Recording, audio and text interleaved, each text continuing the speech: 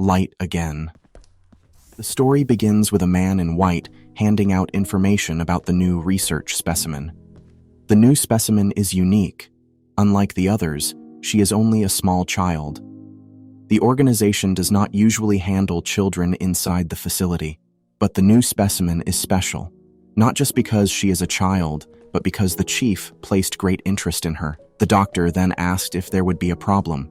The young man responded that it was fine, since it was just work. In the year 21XX, a massive meteorite collided with the moon, completely destroying it. Now, without a moon, the Earth swayed unevenly and is heavily slanted. This is the beginning of the world losing its light. An unknown disease began manifesting, and those who are infected are known as luminescents. The new specimen is introduced as Luna. The young man walked towards Luna and saw that she really was just a child. He then knelt in front of her, introducing himself as Mitsumi. He will be her new trainer and will take care of her. Until they complete the cure for the disease, he will be in charge of Luna's health and personal care. Mitsumi extended his hand, greeting Luna. Luna was only able to stare at first, but eventually processed what was happening. Luna then asked if Mitsumi would be the same as Luna's parents. Mitsumi agreed and told Luna that she could think of him as something similar. While pondering, Luna had an idea and awkwardly shook Mitsumi's hand. Mitsumi felt something in his hand and wondered if it was a bug. When he let go of Luna's hand, he saw a cockroach and thought of it as a toy. Mitsumi immediately threw it away. He threw it so hard that it bounced off the floor and hit the wall. He was then informed that Luna enjoys playing practical jokes. Mitsumi was annoyed with the joke, but could only agree with the statement. After losing the moon, humanity was forced to live underground for eternity. Due to the shift in the Earth's tilt, there are now places that receive no light, which is an essential ingredient for life. Most people's lifestyles dissolved into destitution. Fuel was limited to supply the harsh environments, and people were demanding more of it. Energy development became the next big issue. In the Polar Light Zone, formerly known as America, a facility called Carter Research Facility conducted live human experiments. The disease called luminescence disease spreads throughout, forming glowing crystals on one's body. Individuals with symptoms were designated as luminescents. It was hypothesized that the cause was an effect of the moon's fragments. A woman is screaming, saying that she was told lies, and they lied to Luna as well. The researchers strapped the woman onto a chair. When the researchers activated the machine, the woman was electrocuted. The glowing rocks were transferred inside a capsule. The lightification experiment is an experiment consisting of separating and processing photons from the luminescence body, thus obtaining an almost perpetual light resource. The other researchers are talking behind Mitsumi's back. Mitsumi arrived at Luna's room bringing her food, but before giving it to her, Mitsumi examined Luna's body. Luna is not happy eating green peas. She then noticed Mitsumi diligently cleaning her room. He then trimmed Luna's hair. This made Luna happy and claimed to be the cutest girl in the place. Mitsumi, with an expressionless face, just agrees with what Luna says. Luna noticed that Mitsumi never laughs and is always in a bad mood. She thought that he was a bad person at first, but is actually a nice man. Hearing what Luna said, Mitsumi momentarily paused and remembered a woman. He then responded that he was not a nice person at all. A flashback shows when Mitsumi was still a young boy sitting on his mother's lap, excitedly talking about the old world. His eyes were full of admiration and amazement when people used to make machines that could fly in the air. Mitsumi loved his mother, who would just listen to whatever he said. Her mother loved reading him his favorite story about the auroras. He always wanted to talk to his father about how amazing the past was, but his father had no interest in the past and told him to focus more on the future. His father is the type of person who devoted his entire life to research. His father was so busy that it would be rare to see him at home. Mitsumi and his father are totally opposite. He is someone who loves the past, and his father always looks toward the future.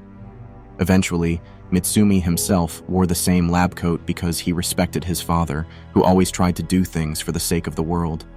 However, the future his father wished for was worthless.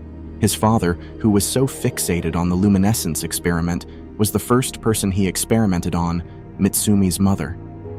What his father did left a terrifying experience on Mitsumi. His father's devotion to his studies on the luminescence disease was now on a different scale. People with symptoms are now being admitted and experimented on, all in the name of treatment. Mitsumi couldn't stop his father anymore. In the cafeteria, Mitsumi is having a meal with his fellow researcher.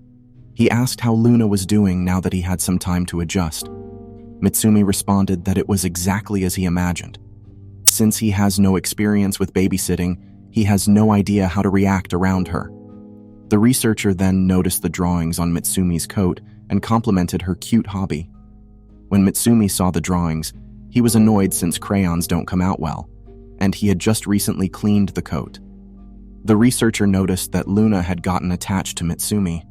He explained that when Luna first arrived at the facility, she was a real headache with her constant struggling and crying. They usually do not interfere with her too much, mostly for their sake. Luna is a rare specimen with special properties among the luminescents. Despite her age, her luminescence is first class, and her photons are extremely dense as well. The chief's plan was to develop a giant illumination device. If that is successful, then Luna will become the hope for the future to light up the land. The researcher felt bad for Mitsumi for taking care of Luna and asked him to endure it just until the lightification. The researcher confessed that they all have doubts about the experiment, but he is sure that Mitsumi is the last person he needed to say that. Mitsumi showed Luna the mountains, which Luna was mesmerized by. Luna was curious if the mountains existed and asked if they were really underground. Mitsumi explained that the facility was built by cutting through mountainous areas, which is why Luna can see above ground. It was the first time that Luna saw the outside world. Mitsumi then told her that the storms prevent humanity from living above ground again. Luna said that even though she does not have a dad, she does have a mom. Mitsumi confirmed that, which surprised Luna. Mitsumi further explained that everything that led Luna to the facility has been documented. To test Mitsumi's knowledge of her background, Luna asked if he knew what she hates. Without hesitation, Mitsumi answered with dried green peas and skim milk. He also knew that Luna tends to chew her nails without thinking. Luna was creeped out hearing the information. Luna likes her mom, but it seems that her mother does not feel the same way. Luna does not have any money, but believed that if she improved, her mother would be very happy. Thinking if Luna were to be a good child, then she could live with her mother again. After listening to Luna, Mitsumi did not even know what Luna wanted. They both held hands while watching the ruined outside world. Luna then mentioned that Mitsumi knew so much about Luna, but she knew nothing about Mitsumi, which she felt was unfair. Mitsumi told her, "What good comes from knowing about him?" Luna had no special reason, she simply wanted to know more about him. With a cold expression, Mitsumi told her that knowing more about him was completely meaningless. Mitsumi knew that once the lightification process was finished, he would have nothing more to do with Luna, just like always. After the treatment, Luna was in pain and tired. Mitsumi comforted her, telling her that she had done well. Luna asked if she had to go through the treatment again, because she was a bad girl. She wondered if someone would be happy if she continued enduring the pain, and she asked if Mitsumi would be happy if she did. Mitsumi was caught off guard, but honestly told her that he would not be happy. Luna then asked if Mitsumi could read her a book. Mitsumi read her his favorite book from when he was a child. After hearing the story, Luna expressed her desire to see some auroras. However, Mitsumi explained that due to the moon's destruction, the Earth's magnetic field was now so strong that the storms continued to rage on. He further explained that the ever-changing seasons and the miracles created by the Earth's tilt certainly existed at one point. It sounded like a fairy tale now, but in the past, nobody would have even noticed these things. While Mitsumi was explaining, Luna noticed that he looked a little happy. This made Luna happy, knowing that Mitsumi also had something to be happy about. Luna said that it was not certain that they could no longer see auroras. Mitsumi agreed, but he explained that it was effectively impossible at this point. Luna asked if Mitsumi would give up even before trying if someone told him it was impossible. Mitsumi could not respond to the question and could only stare at Luna. Luna would rather think about how lovely the sight could be if she ever saw it. Mitsumi continued taking care of her, giving her meals and hanging her drawings on the wall. After a year had passed, Mitsumi confronted his father and expressed his opinion that they should stop the experiments. Mitsumi felt sick about tricking the specimens, which were no different from them and were living beings as well. The chief asked why there was a sudden change and if Mitsumi was supporting Luna in some way.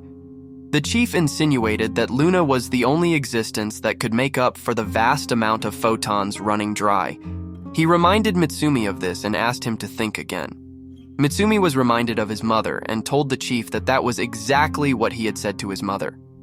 The chief justified his actions, saying that Mitsumi's mother had become their hope, which allowed the facility to take its first step. Mitsumi felt differently, as his mother only wanted to help his father but never wished for the wrongful experiments. His father could not be convinced with words, telling Mitsumi that he was naive. He explained that his mother had always been with him. He then showed a capsule with the crystals that were extracted from Mitsumi's mother.